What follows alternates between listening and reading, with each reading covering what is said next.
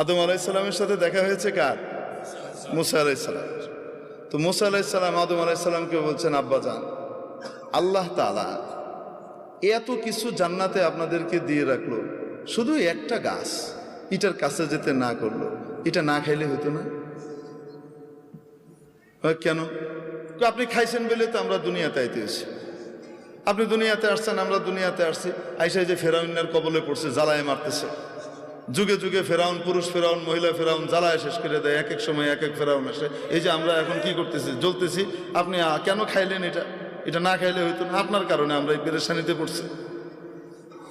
বুঝেন কিভাবে? সমস্ত পেরেশানিতে পড়লাম কার কারণে? আপনার কারণে। কে বলতেছে? মুসা আলাইহিসসালাম। আপনি এটা কেন খাইলেন? হযরত আদম আলাইহিসসালাম বলতেছেন, আমি খাইছি, তোমারে কে বলছে এই কথা?